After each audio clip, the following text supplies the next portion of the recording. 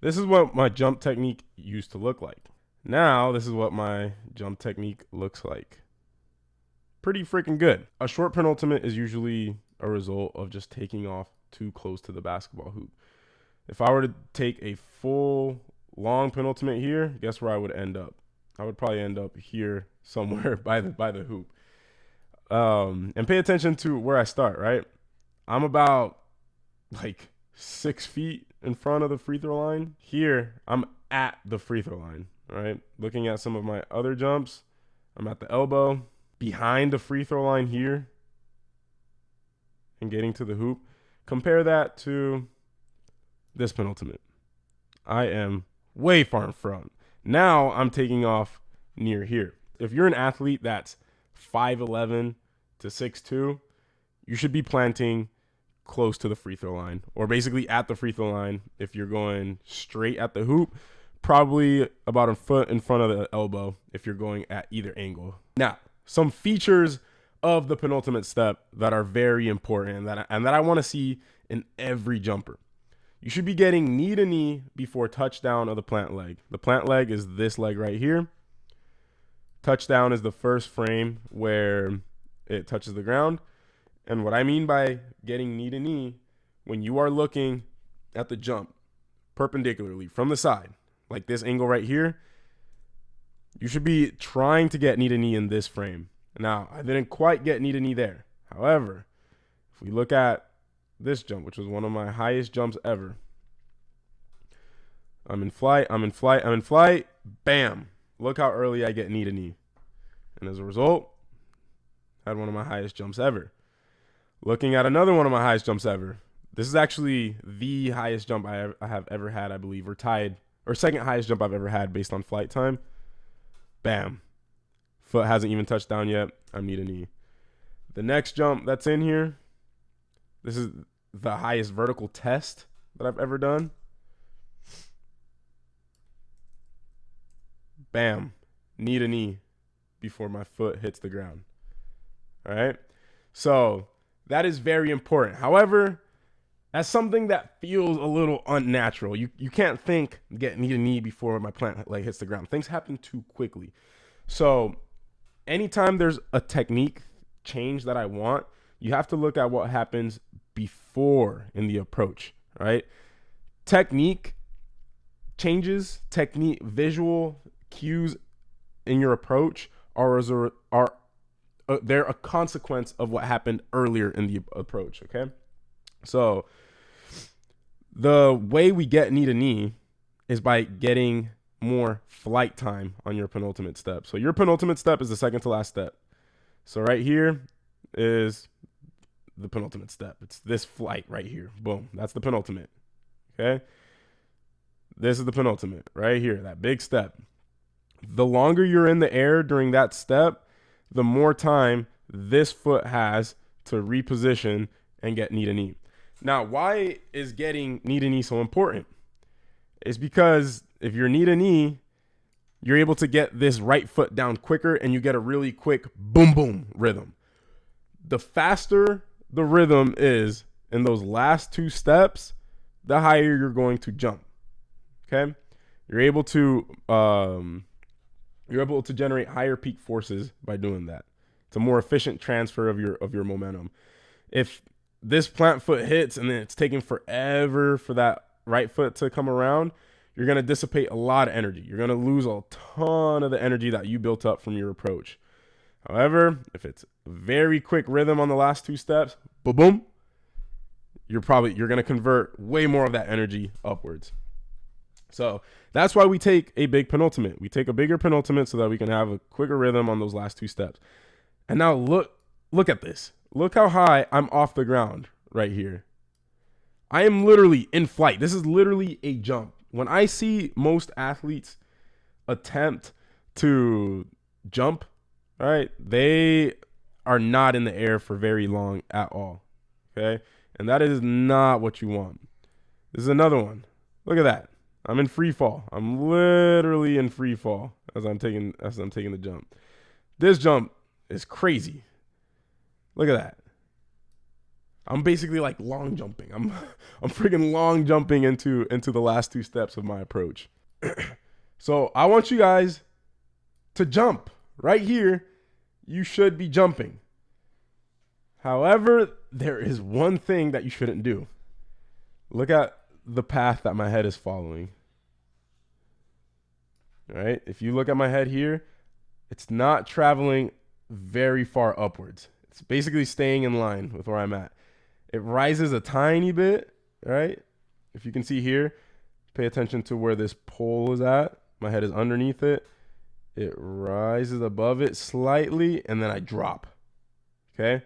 You should imagine that you're taking the penultimate in a short ceiling, and you can't go upwards or your head's going to hit that ceiling. Another good example. I travel upwards maybe 2 inches, maybe right here, and then I drop. Another good one right here. This one I actually managed to stay low the entire time. I just kept dropping. Pay attention to my head, where my head's at. All right? It's dropping. It's basically staying level through the entire support part of the penultimate, and then I drop. And I'm in the air. I'm freaking floating. I'm literally, it feels like I'm in the air for a while when I'm taking this penultimate, guys. Same thing here. All right? Pay attention to where my head's at. Lowering, staying level. Slightly goes up, maybe an inch or 2. And then I'm in flight. Flight. Last 2 steps. Take off. Okay? Now, it is important that you stay low through the support leg of the penultimate. This is another mistake I see athletes make. Usually, right here, see how I'm in a quarter squat? Should be in a quarter squat at touchdown of the plant leg. Then, as you're rolling, look at that. I'm in a half squat. Extreme dorsiflexion right here. This is why it's important to work on your ankle mobility. Extreme dorsiflexion. This back leg, literally, as I roll through, it looks like the back leg on a lunge. If your shin isn't damn near parallel to the ground, you are doing it wrong, okay? You should be trying to get this shin as close to parallel as possible. So many athletes I see, their shin is like this. Boom. All right? So get that leg into literally imagine it's the back leg of a lunge, and then as you're rolling through, push hard and get in the air. I want you guys to get in the air and be in free fall during this penultimate. Now moving on to one of the biggest mistakes that I see athletes make with their penultimate step. At toe off of the support leg, so this is the support leg of the penultimate, you should be leading with the knee. What that means is that at toe off, so the last frame that your foot's on the ground for, your heel should be behind your knee. Here, I'm at toe off, the last frame that my foot was on the ground for, right here. My heel is behind my knee. Again, last frame that the support leg of my penultimate is on the ground for, my heel is behind my knee. And again, I'm just showing you guys this over and over again so I can drill it into your brain. Last frame that my foot's on the ground for. This one I did a little bit worse job, but it's still in line with the knee. And then the last jump, last frame that my foot's on the ground for. This one I did a really good job. Heel behind my knee. Now, how do you do that? I think about I try to get a stretch in front of my hip. You see this nice C shape? This is the shape that I want. You throw your arms back as hard as possible. You throw your hip forward, and when you throw your hip forward, this right glute's going to contract, and you're going to feel a stretch right there in the rec fem. This is why I am a big advocate for the couch stretch, because it mimics this exact feeling and position, and it improves your mobility so that you can get more of a stretch here, throw your hip forward. So I'm literally throwing my hips forward, and you can even do this. You can even practice doing this, right? Just feel that stretch and that contraction of your glute as you're throwing your hip forward, and then I'm throwing my knee forward at the exact same time. Now, if yours doesn't look like that, it probably means that you're trying to get a bigger penultimate by kicking your leg forward. you're reaching with that front leg to try to get a bigger penultimate. Don't reach, right? We get a bigger penultimate by pushing with the back leg and throwing the hip and knee forward, not by kicking forward. I don't want you guys to think about kicking at all, okay? Push hard with the back leg. And you also don't want to start pushing until you are right here. So you want to almost delay the penultimate. Ben Moxness talks about this a lot. He's one of our coaches at THP, which, by the way, he's a physical therapist. So if you want to have 24/7 access to a therapist, a physical therapist, go sign up for THP. But he talks about this a lot. You want to delay the penultimate, the push. You want to delay the push. So be patient, be patient, be patient. Right here, that's when you push. When the leg is already behind you, then push, throw your hip and knee forward.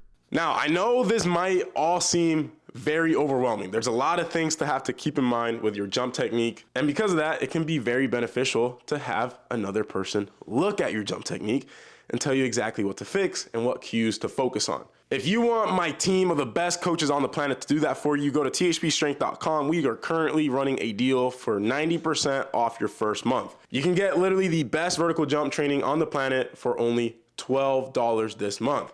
However, this is only for athletes that are willing to stay with us long term. If you can't afford to do month 2 and month 3, please don't go and apply. This is specifically for athletes that have been thinking about doing it, but have been scared to make that investment. So you can try it now, risk-free, only $12 your first month. Now back to the video. So now you know what a good penultimate looks like, but how on earth do you improve it? There's a 3-step process. Step number 1, approach slow. By taking a more aggressive penultimate, you're going to be accelerating way harder at the end of your approach. And if you run at your normal speed, the forces are going to be too high for you to handle. Now, I normally run fast into my approach. I think this one right here, I was freaking sprinting relatively, right? I'm running pretty fast, and then I launch myself in the penultimate. That's because I strength train with THP, and I can handle all those forces. If you're a beginner and you're used to taking a short doo-doo penultimate like this one, right? I'm running pretty fast here. If I were to, 15-year-old version of me, ran that same speed but took a bigger penultimate or more aggressive, I would have blew through the takeoff. I wouldn't have been able to handle those forces.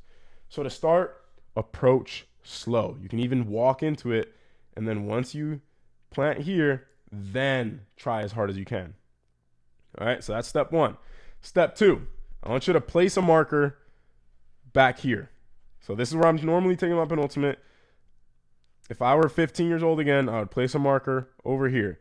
Then I would approach slowly until I hit the marker, then take my penultimate. And then this is step 3, and the most important part. Most athletes, when they do that and they place a marker back here, they end up taking off still with a short penultimate and from back here. So I want you to place a second marker where you typically jump from. For me, I would place a marker here. So I would place one here, and then I would place one right here. And your job is to take the penultimate here and to land where you always jump from. And then, I guess, step 4, go straight up and down. All right? Straight up and down. That's going to force you to get into the right position. And then step 5, accept that you're going to jump lower for probably a few months. But this new penultimate is going to be, that's training stimulus. It's going to be more intense, so your body's going to adapt to it. Your tendon properties are going to change. Your nervous system is going to change. And eventually you'll start jumping higher with this method, but it takes thousands of reps. The more you have jumped with bad technique, the harder it is going to be to break that habit and the lower you're going to jump initially. But there's one thing that I hate with so many of my athletes. They jump with terrible technique and they don't fix it. And they keep reinforcing bad habits. Change it now, accept that you're jumping lower, and keep jumping with that new technique. And eventually you'll start jumping higher. I had bad jump technique, guys. This is bad jump technique. Then I changed it. Now I have good jump technique. All right? This is good jump technique. It is possible to change it. And I used to be of the train of thought that, just your body's going to find the most optimal way to jump. Don't focus on technique. But specifically these last few months, I have coached so many athletes and seen guys take initiative and change the technique and jump higher as a result, that I am now a believer. This is the most optimal way to jump. I'm telling you guys. Okay? If you don't have good jump technique with a long split in your penultimate and good rhythm and good timing, you are decreasing your potential for jumping higher.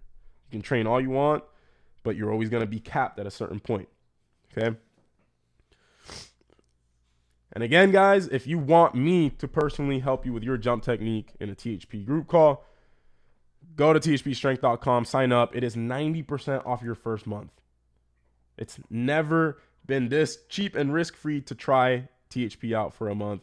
So go check it out. Having said that, like the video if you found this helpful. I'll catch you guys next time. Peace out.